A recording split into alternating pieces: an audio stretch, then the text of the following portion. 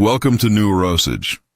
Before we dive into the story, comment below where you are watching from and never forget to like, subscribe, and also press the bell icon for more new videos. Let's enjoy the story, everyone. There's a cruel irony that shadows the life of intelligent men. The smarter he becomes, the lonelier his victories feel, and the more disappointed the women who once adored him become. Because intelligence, real intelligence, doesn't glow like charm. It burns quietly in the corners of thought no one else dares to visit. It's the kind of light that doesn't flatter. It exposes. Kierkegaard understood this tragedy better than most. He called it the sickness unto death. The endless struggle between who we are and who the world demands we pretend to be. And when a man starts to live by truth instead of illusion, he becomes something both fascinating and unbearable. Women fall in love with his mind, but quickly discover that his mind is a battlefield. He's not looking for pleasure. He's looking for meaning. And meaning has a cost. At first, his depth feels intoxicating. He listens differently. He speaks with intent. His silence feels like a language of its own. But soon, that same silence begins to terrify her.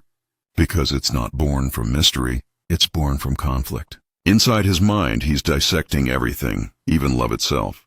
He studies his own emotions until they stop moving. He questions affection until it fades. And what woman can compete with a man's thoughts when even he can't keep up with them? Intelligence makes him self-aware, but self-awareness kills spontaneity. He cannot unsee what he sees. Every moment becomes analysis. Every gesture, question, every confession is a hypothesis. While other men live inside the illusion of love, he's standing outside, studying it through glass. Women don't fall for intelligence because they understand it. They fall for how it makes them feel, seen, rare, chosen. But the intelligent man doesn't stay in that fantasy for long. He begins to notice patterns, cycles, contradictions. He sees her affection rise when he's distant, fade when he's close, return when he withdraws, and that knowledge poisons him. Because once a man sees love's machinery, it's hard to feel its magic. Kierkegaard wrote that the greatest danger is losing oneself while seeming to be oneself. And that's what happens to intelligent men. They perform normality, but inside they're fracturing. They play the lover, but their mind is in exile. He wants to give her his heart, but his intellect keeps demanding evidence. She feels the hesitation even when he says nothing. It's the quiet doubt that lives behind his eyes that makes her uneasy. She'll never admit it, but she starts to resent him for seeing her too clearly. The intelligent man doesn't lose women because he fails to love. He loses them because he can't lie convincingly enough to keep love simple. His perception turns intimacy into a mirror too sharp to look into. He notices every contradiction in her words, every small inconsistency between affection and intention. He doesn't confront it at first. He just stores it and she feels it. The slow erosion of her power, the way his gaze becomes less romantic, more reflective. He stops reacting emotionally and starts predicting outcomes. That's the moment the magic dies for her. She realizes she can't manipulate him with emotion because he sees through its architecture. His calmness becomes infuriating. His restraint feels like rejection. What she once admired now threatens her sense of control. And so she begins to pull away, not because he's cruel, but because he's unshakable. The tragedy is that his intelligence isolates him even in love. He wants connection, but not illusion. He wants devotion, but not dependency. He wants truth, but truth is rarely beautiful. Most people want reassurance, not reality. And when a man offers reality instead of comfort, they call him cold. Kierkegaard wrote that the crowd is untruth, but love itself is a crowd of untruths. Tiny deceptions we agree to believe for the sake of warmth. The intelligent man struggles with that agreement. His mind won't stop reminding him that every I love you is also an I need you, that every promise is a bet against human nature. So while others fall freely, he calculates the gravity of the fall. He hesitates, and hesitation in love feels like betrayal. She'll call him distant, overthinker, complicated. But what she really means is this. He doesn't play by the emotional script she's memorized. He doesn't fight when she provokes him. He doesn't panic when she withdraws. He doesn't beg when she's cold. He watches patterns instead of reacting to them. And that's unbearable for someone who finds meaning in emotional control. The intelligent man's calmness destroys her leverage. His detachment turns her affection into curiosity and then into frustration. She begins to test him, trying to awaken the fire she once felt. But he doesn't burn the same way anymore, because once a man understands the temporary nature of emotional highs, he stops chasing them. He's not addicted to the rush anymore. He's addicted to peace. And peace to most women feels like boredom. That's why intelligent men often end up alone, not because they can't love, but because they've seen through the performance that love requires. They understand that to be adored, a man must pretend. He must make himself partially blind, partially foolish, partially dependent. But the intelligent man refuses to trade awareness for affection. He wants both truth and tenderness. But in this world, they rarely coexist. So he becomes what Kierkegaard would call unwanted of resignation. A man who loves deeply but silently, who gives without demanding, who endures without applause. And in a world addicted to noise, that kind of love goes unnoticed. He starts to sense it slowly in the silence between her words, in the way her laughter feels rehearsed now, in the way her eyes search for something she used to find in him but can't anymore. He knows what's coming long before it happens. Because intelligence doesn't just see the present, it predicts the future. That's its curse. He can already feel the moment she'll drift away, not out of anger, but out of restlessness. She'll call it emotional distance, incompatibility, lack of spark, anything but what it truly is, the exhaustion of being seen. Because deep down, no woman wants to be understood completely. Mystery is her currency. Once she realizes he's decoded her patterns, she loses her sense of power. And no woman stays where she feels powerless. The intelligent man feels the shift and doesn't chase, not out of pride, but out of acceptance. Kierkegaard wrote that anxiety is the dizziness of freedom, and that's what he feels now. The dizzying awareness that he's free to walk away, but bound to remember. He could fight for her. He could plead his case, but he knows the truth. Love built on illusion can't survive clarity. He's learned that affection isn't lost in betrayal. It's lost in overexposure. When she's seen his mind too clearly, when she knows he's capable of surviving without her, when she realizes his peace doesn't depend on her validation, something in her admiration breaks. Every intelligence that drew her in now threatens her significance. She can't play savior to a man who doesn't need saving. This is where most intelligent men collapse, not under heartbreak, but under the weight of understanding. They don't rage or beg or lash out. They just descend into analysis. They walk through every conversation in their memory, decoding tone, context, silence. They map the emotional terrain of their loss like scientists examining wreckage, and in that dissection, they kill what remains of love. They turn the emotional into the intellectual because feeling itra would mean chaos, but reason cannot bury pain. It only delays it. Kierkegaard called this despair. When the self turns against itself for being too self-aware, the intelligent man becomes his own executioner. He cannot stop thinking, and so he cannot start healing. Women often mistake his calm for apathy. They don't see the war inside him, the arguments he has with his own heart at 3 hours in the morning, the way he rehearses detachment just to feel in control, the way his silence is not emptiness but effort. He's fighting not to collapse into bitterness because bitterness is easy. Understanding is harder, and he understands too much. He knows she didn't mean to hurt him. He knows she left because she was chasing a feeling he couldn't give her anymore. He knows she's not cruel. She's just human. But knowing doesn't comfort him. It condemns him to empathy. He feels sorry for her, even as she breaks him. That's the real punishment of intelligence. It makes you compassionate toward the very pain that destroys you. So he buries it. He pours himself into work, ideas, creation. He rebuilds his solitude like a cathedral, one brick of reason at a time, and in that stillness something shifts. He realizes that disappointment is not a curse. It's a test. It's the world asking him, can you love without illusion? Can you care without control? Kierkegaard believed that true faith begins where reason ends, and maybe that's what intelligent men must learn.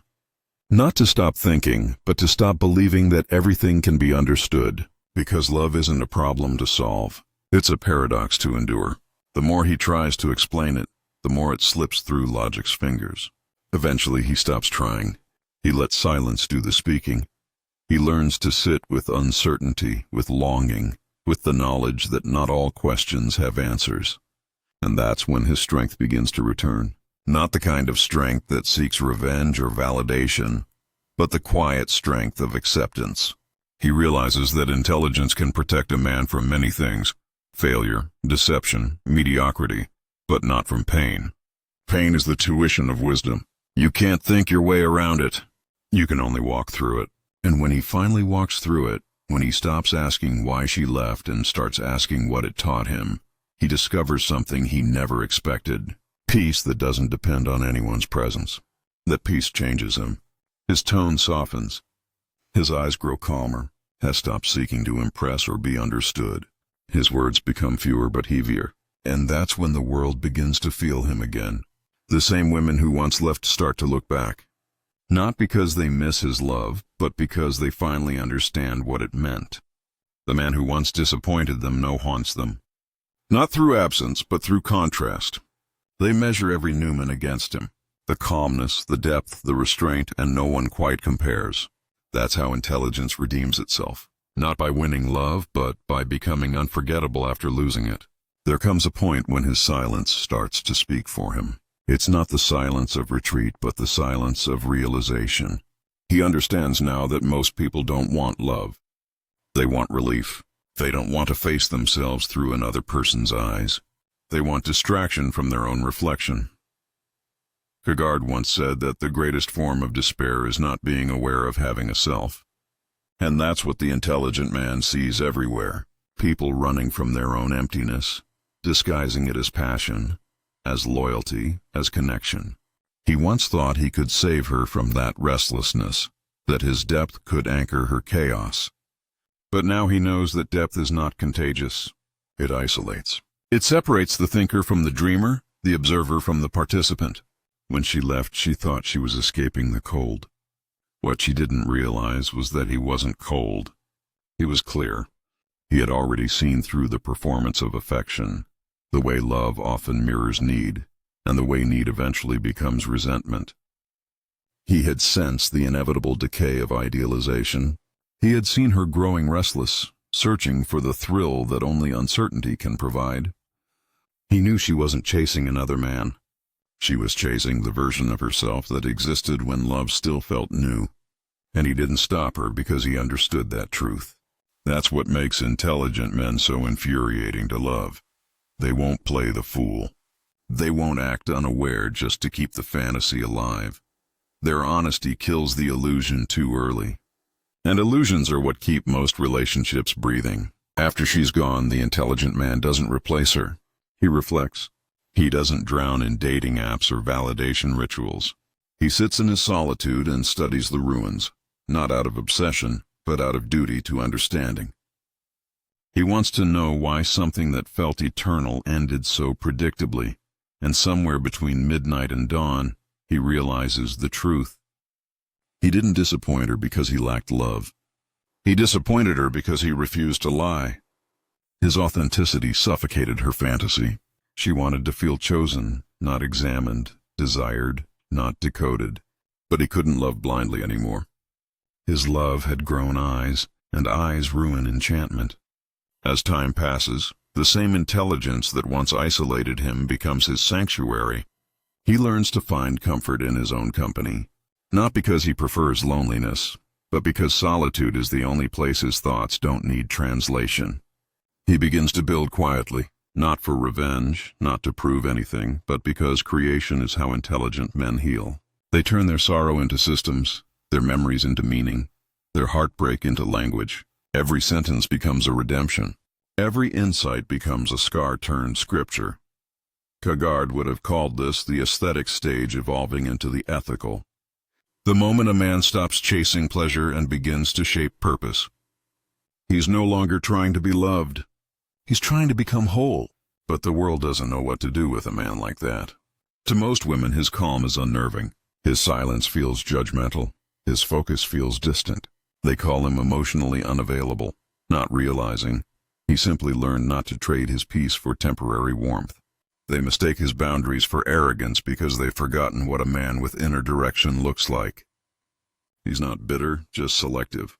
He's not detached, just disciplined. He doesn't need to prove worth through performance anymore, because he finally understands that no one can give you peace if your soul is at war with itself. When he returns to the world, he moves differently. He doesn't rush replies. He doesn't over-explain. He's not afraid of being misunderstood, and that quiet confidence draws people in again. Like moths to a flame they swore they were done chasing. Because the truth is, intelligence becomes magnetic when it's paired with stillness. He doesn't need to chase affection anymore because his composure does the speaking. It's the kind of energy that makes others second-guess their noise. They start adjusting their tone, slowing their words, recalibrating their energy around his presence. That's the paradox of the intelligent man. Once he accepts his solitude, the world starts seeking his attention. And yet deep inside he knows that this admiration is temporary. He knows that curiosity will fade again once they realize his mind is not a playground. It's a mirror. Every woman who gets close enough eventually sees her reflection in his depth. And what she sees depends on her honesty. If she's grounded, she grows. If she's insecure, she runs. The intelligent man no longer takes it personally. He knows that disappointment is the tax of understanding. You cannot see clearly and still live comfortably in illusions. He's made peace with that, and in that peace lies his quiet power, the power of a man who no longer fears being misunderstood because he finally understands himself. He starts to notice something strange about his new peace. It unsettles people. His calmness doesn't inspire them.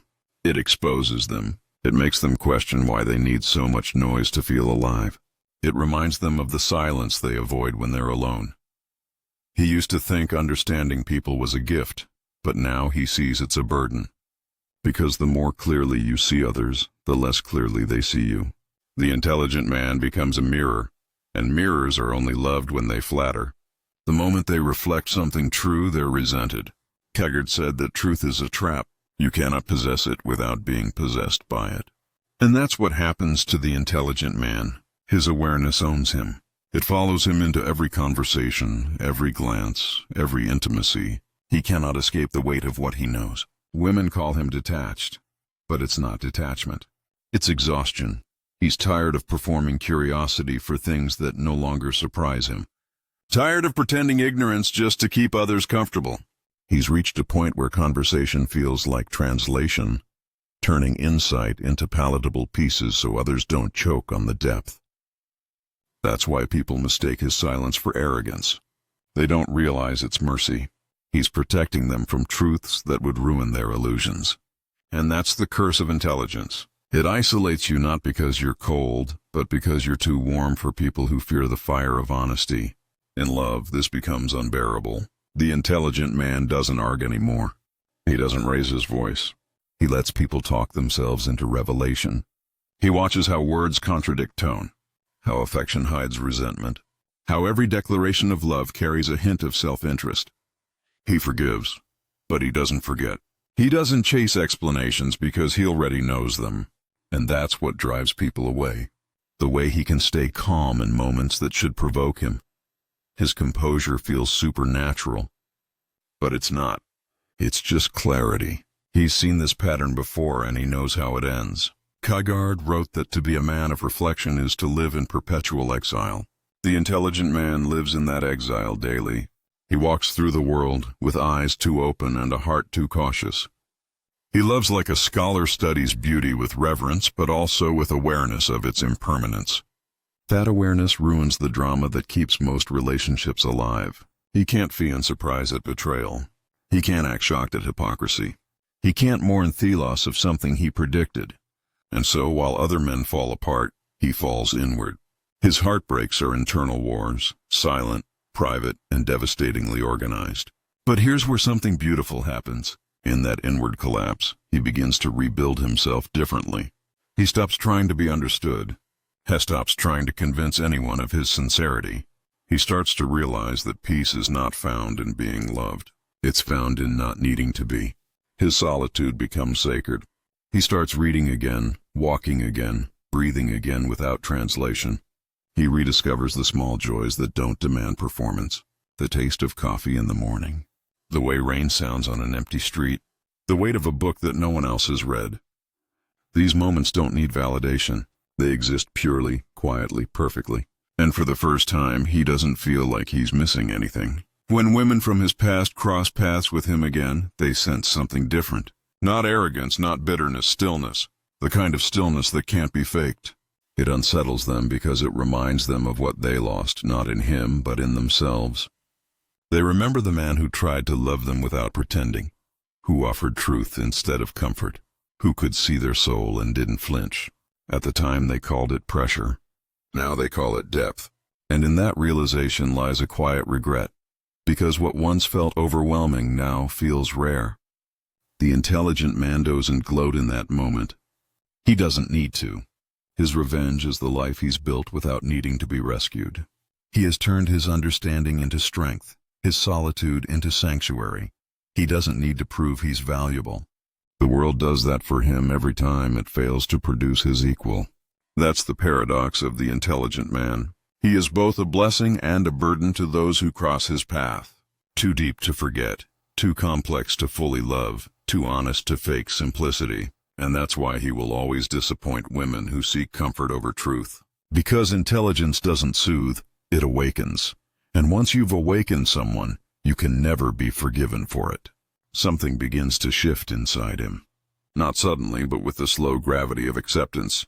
He no longer mourns what he lost. He begins to see that the disappointment he caused was not a flaw, but a natural consequence of awakening others too soon. Kierkegaard wrote that most people live life as a misunderstanding between themselves and the world. The intelligent man finally stops trying to correct that misunderstanding. He lets people misinterpret him. He lets them project, gossip, assume. He no longer needs to explain that his silence isn't pride, that his calm isn't apathy, that his distance isn't cruelty. He's done trying to be legible to those who only understand noise. He learns that being misunderstood is the price of living authentically, and strangely, that price begins to feel cheap compared to the cost of pretending. He used to crave validation. Now he craves accuracy to live in alignment with what he truly believes, even if it cost him admiration. He realizes that most of what people call connection is just a mutual exchange of distractions. When he stopped playing that game, people left. But the few who stayed began to mirror his stillness. They listened more. They spoke less. They didn't demand energy. They matched it. And in that small circle he finds something he never expected. Peace that feels earned. The world begins to treat him differently, though he hasn't changed much. His words carry more gravity because they're rare. His presence feels heavier because it's chosen.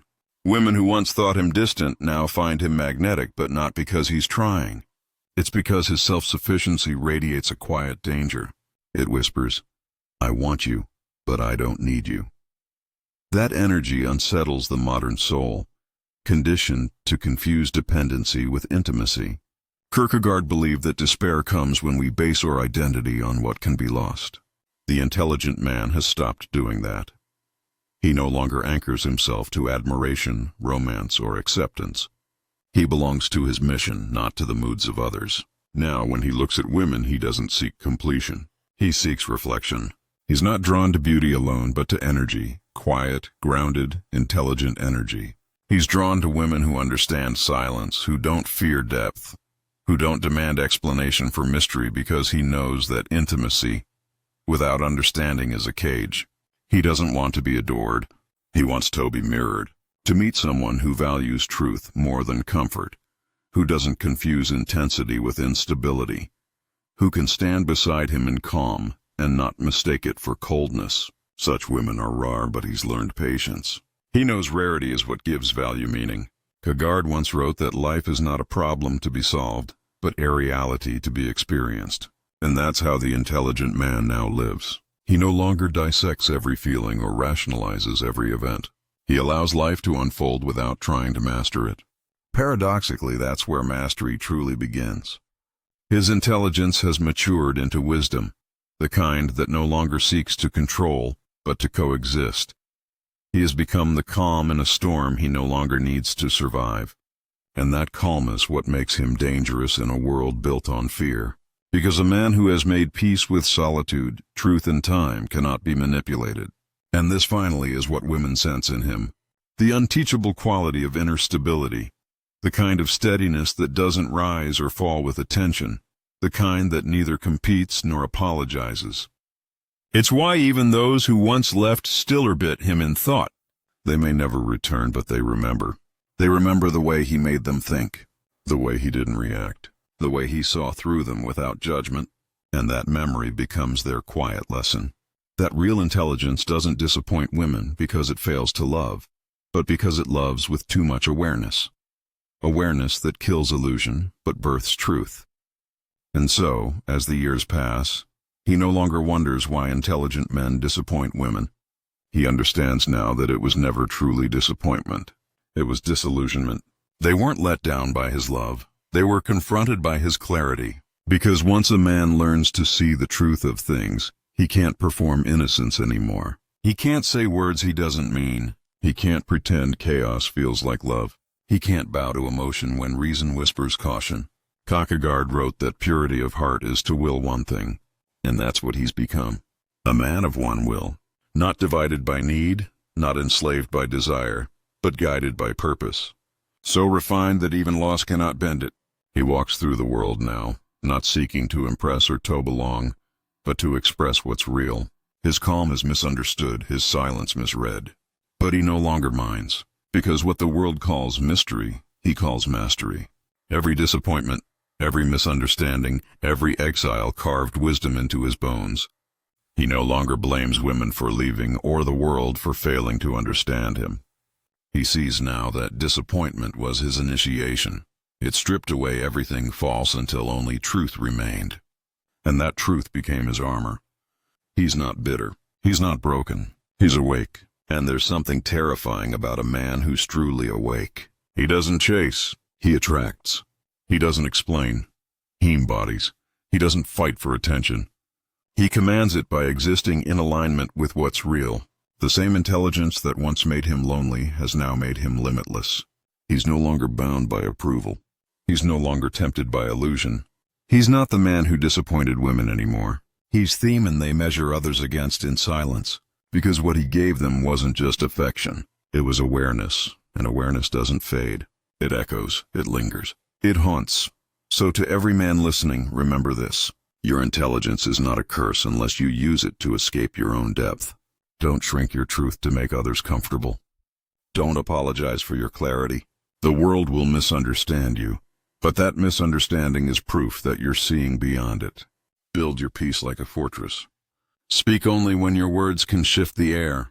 Love without possession, lead without noise, and walk in a silence that makes the untrue tremble. Because the intelligent man's greatest power isn't in what he knows, it's in what he refuses to become. If this message reached something deep in you, if it reminded you that your depth is not your weakness, but your crown, then don't let it fade. Like this video. Share it with the men who've forgotten their worth. Subscribe for more truths the world doesn't want you to hear. And if you want to support this mission to bring philosophy back to the soul of modern men, support the channel through the link in the description. Because in a world addicted to illusions, a thinking man is a revolution.